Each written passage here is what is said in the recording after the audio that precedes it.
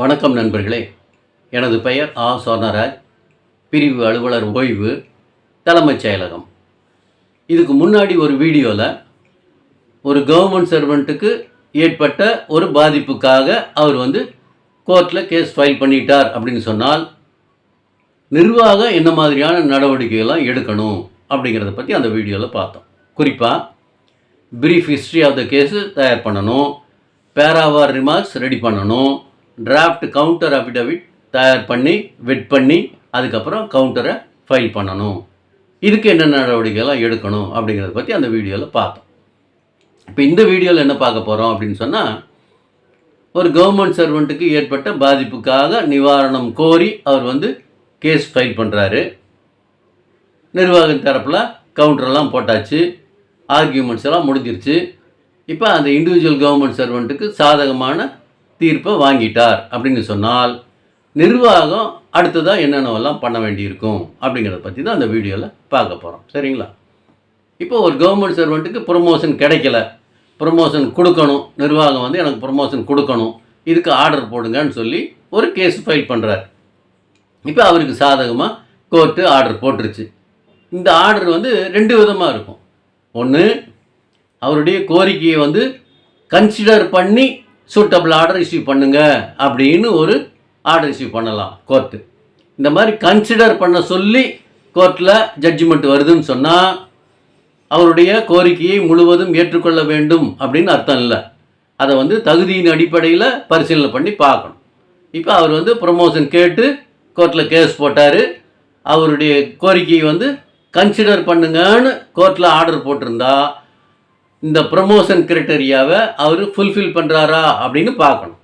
ஒருவேளை இந்த ப்ரமோஷனுக்கான எலிஜிபிலிட்டி அவருக்கு இருக்குதுன்னு சொன்னால் அவருக்கு ப்ரமோஷன் கொடுத்துடலாம், அதில் எந்த விதமான மாற்று கருத்தும் கிடையாது. ஒருவேளை இந்த ப்ரமோஷனுக்கான கிரைட்டரியாவில் சில ஐட்டங்களை, சில கண்டிஷனை அவர் ஃபுல்ஃபில் பண்ணாமல் இருந்தால் அவருக்கு ப்ரமோஷன் கொடுக்க முடியாது. அப்போ அவருடைய கோரிக்கையை ரிஜெக்ட் பண்ணலாம். கோர்ட்டு கன்சிடர் பண்ண சொல்லி தான் ஆர்டர் இஷ்யூ பண்ணியிருக்கு. அப்போ தகுதிகளின் அடிப்படையில் அவருக்கு ப்ரொமோஷன் கொடுக்கலாமா வேண்டாமாங்கிற பரிசீலனை பண்ணி பார்த்து கொடுக்கணும்னா கொடுக்கலாம்.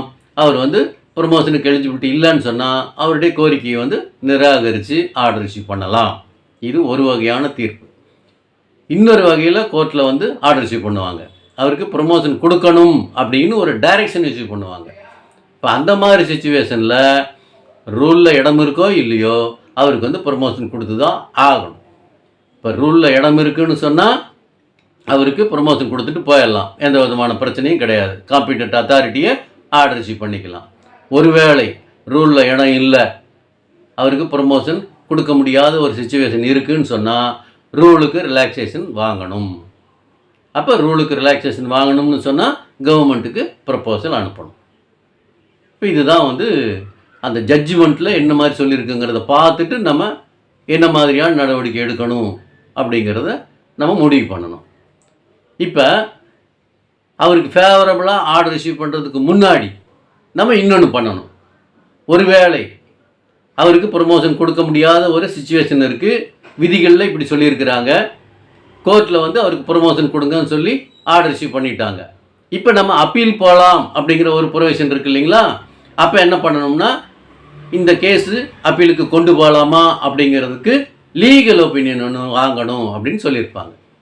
நம்மளுடைய கவர்மெண்ட் அட்வொகேட்டுக்கிட்டேயோ அல்லது நம்ம கவர்மெண்ட் ப்ளீடர்கிட்டையோ இந்த கேஸை கொண்டு போய் கோர்ட்டில் இந்த மாதிரி அவருக்கு ப்ரொமோஷன் கொடுங்கன்னு ஆர்டர் இஷ்யூ பண்ணிட்டாங்க, பட் நம்மளுடைய பணி விதிகளின்படி அவருக்கு ப்ரொமோஷன் கொடுக்க முடியாது, நம்ம ரூலில் இப்படி சொல்லியிருக்கிறாங்க, அவர் எலிஜிபிலிட்டி இல்லை, அதனால் நம்ம அப்பீலுக்கு போகலாமா அப்படின்னு நம்ம கவர்மெண்ட் அட்வொகேட்டுக்கிட்ட சொன்னோம்னா அப்போ அவர் அதை பரிசீலனை பண்ணி பார்த்துட்டு அப்போ நம்ம அப்பீலுக்கு போகலாம் அப்படின்னு சொல்லி ஃபிட் ஃபார் அப்பீல் அப்படின்னு ஒரு சர்டிஃபிகேட் கொடுப்பாரு, லீகல் ஒப்பீனியன் அதுக்கு பேர்.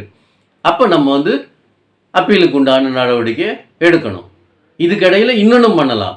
இந்த ஜட்ஜ்மெண்ட்டுக்கு ஸ்டே கேட்டும் நம்ம ஒரு பெட்டிஷன் போடலாம்.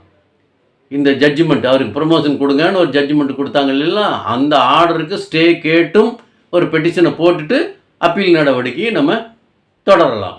ஒருவேளை இது அப்பீலுக்கு போனாலும் நிற்காதுன்னு சொல்லி அந்த கவர்மெண்ட் அட்வொகேட்டு நமக்கு லீகல் ஒப்பீனியன் கொடுத்துட்டாருன்னு சொன்னால் நம்ம அப்பீலுக்கு போக வேண்டியது இல்லை. அடுத்த கட்டம் நம்ம என்ன பண்ணணும், அந்த இண்டிவிஜுவல் கவர்மெண்ட் சர்வெண்ட்டுக்கு ப்ரொமோஷனுக்கு கொடுக்க வேண்டிய நடவடிக்கை எடுக்கணும். இப்போ ரூல் படி கொடுக்க முடியாதுங்கிற சுச்சுவேஷன் இருக்குதுன்னு சொன்னால் ரூலை ரிலாக்ஸ் பண்ணணும். ரூலை ரிலாக்ஸ் பண்ணுறதுக்கு கவர்மெண்ட்டுக்கு ப்ரொப்போசல் அனுப்பணும். இதெல்லாம் வந்து நம்ம வித்தின் த டைம் லிமிட்டில் பண்ணணும். இந்த டைம் லிமிட் யார் ப்ரிஸ்கிரைப் பண்ணியிருப்பா, கோர்ட்லேயே சொல்லியிருப்பாங்க.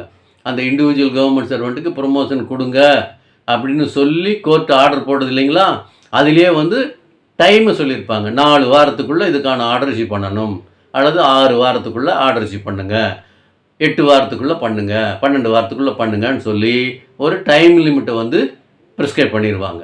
அப்போ அந்த டைம் லிமிட்டுக்குள்ளே அந்த இண்டிவிஜுவலுக்கு ஃபேவரபுளாக ஆர்டர் நம்ம இஷ்யூ பண்ணணும். ஒரு வேளை வித்தின் த டைம் லிமிட்டுக்குள்ளே பண்ணாமல் நம்ம இழுத்தடிச்சிட்டு போகிறோம், அல்லது வீணாக காலதாமதம் ஆகுதுன்னு சொன்னால் அந்த இண்டிவிஜுவல் கவர்மெண்ட் சர்வெண்ட் என்ன பண்ணுவார், கண்டெம்ப்ட் ஆஃப் பெட்டிஷன் போடுவார். கோர்ட்டில் போய் கண்டெம்ப்ட் போடுவார். இப்போ அந்த மாதிரி சுச்சுவேஷன் வந்துச்சுன்னு சொன்னால் நம்மளுக்கு நெருக்கடி அதிகமாகும். நம்ம அதிகாரிகளும் ரொம்ப சென்சிட்டிவாக அந்த கேஸை வந்து சீரியஸாக வியூ பண்ணி பார்த்துட்டு கண்டெம்ப்ட் போக வரைக்கும் ஏன் இதில் வந்து டிலே பண்ணிங்கன்னு யாரெல்லாம் ஃபைலை ஹேண்டில் பண்ணுறாங்களோ அவங்க மேலே நடவடிக்கை எடுக்கிறதுக்கும் வாய்ப்புகள் இருக்குது. அப்போ நம்ம கவனமாக அந்த இடத்துல இருக்கணும். வித்தின் த டைம் லிமிட்டுக்குள்ளே ஆர்டர் இஷ்யூ பண்ணுறதுக்கு விரைவான நடவடிக்கையை எடுக்கணும்.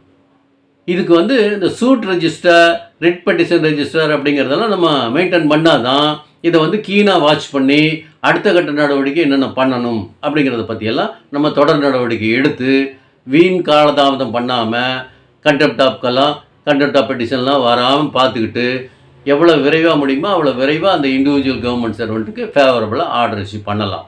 இதை வந்து கவனத்தில் வச்சுக்கணும் அப்படிங்கிறதுக்காக தான் இந்த வீடியோ. நன்றி, வணக்கம்.